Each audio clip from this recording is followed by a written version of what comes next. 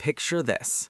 You finish a normal meal, and within 30 minutes, your stomach feels like a balloon.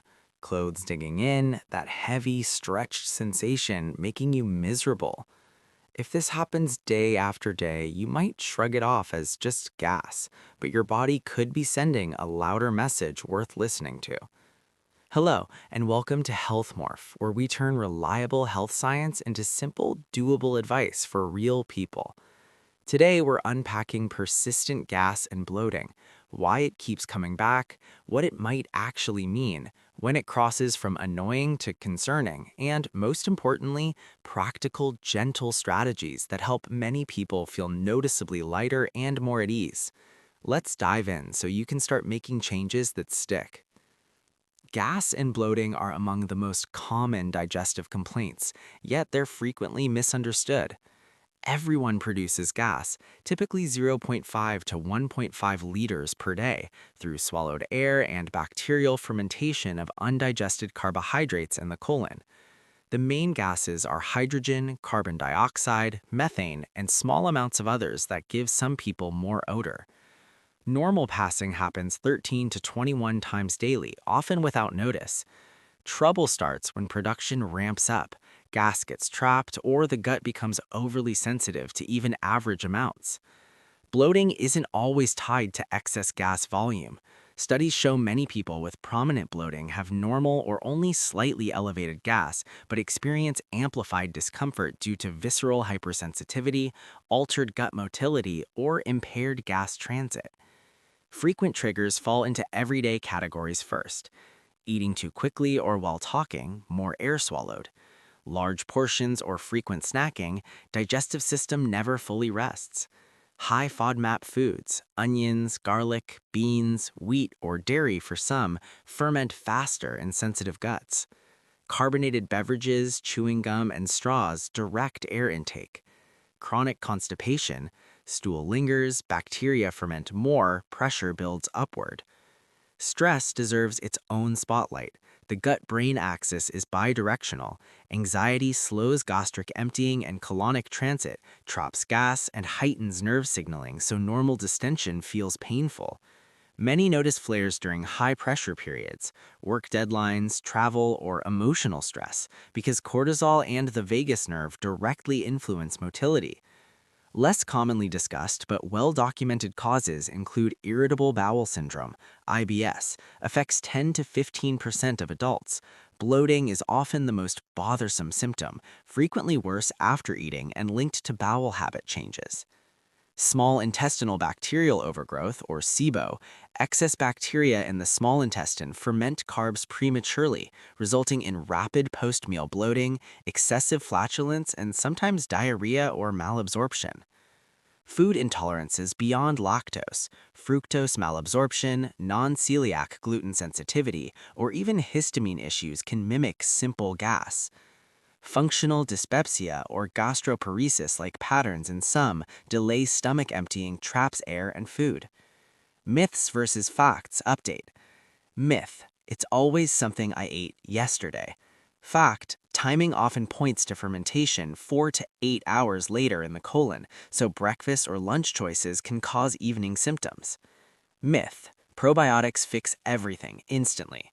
Fact: certain strains help some people after consistent use, 4 to 12 weeks, but they're not universal. Myth: cutting all fiber helps. Fact: sudden low-fiber diets worsen constipation. Gradual increases with water usually improve things. Myth: persistent bloating is harmless forever. Fact: while most cases are benign, ignoring red flag patterns delays diagnosis of treatable issues.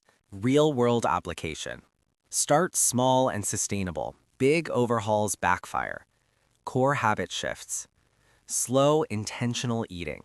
Sit down, no phone or TV, chew 20 to 30 times per bite.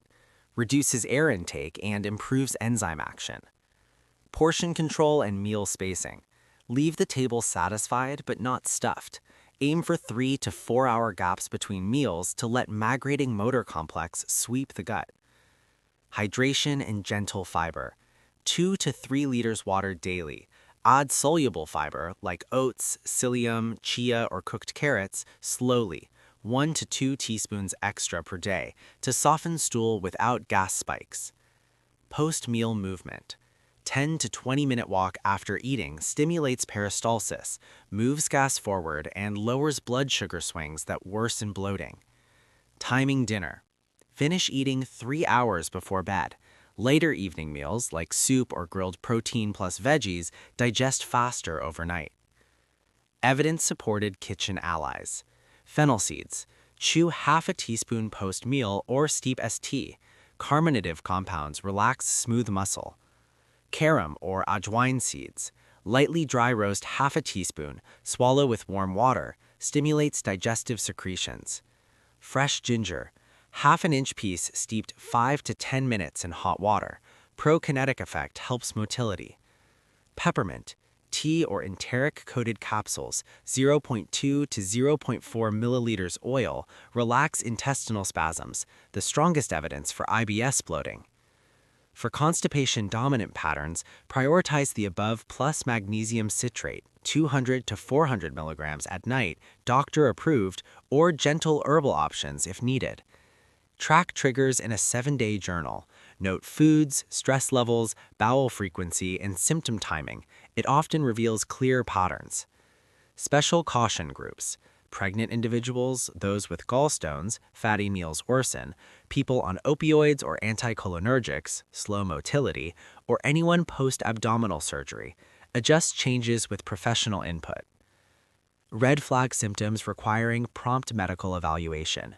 Unintentional weight loss, blood, red or black/tarry in stool, recurrent vomiting, severe constant abdominal pain, fever with bloating, family history of IBD, celiac or colon cancer plus new symptoms, bloating that progressively worsens or wakes you at night. FAQ section. Why do I bloat even when I don't eat much? Bloating often results from slow motility, trapped gas, gut hypersensitivity, or constipation, not just gas volume. What's the fastest natural way to ease bloating? Sip warm peppermint or ginger tea, take a 15-minute walk, chew fennel seeds, and avoid lying down right after eating. How does stress cause gas and bloating? Stress slows gut movement via the gut-brain axis, traps gas, and makes nerves more sensitive to normal distension. Is daily bloating a sign of IBS or SIBO? It can be. Recurring bloating with bowel changes, IBS, or rapid post-meal bloating, possible SIBO, warrants evaluation. When is bloating serious enough to see a doctor?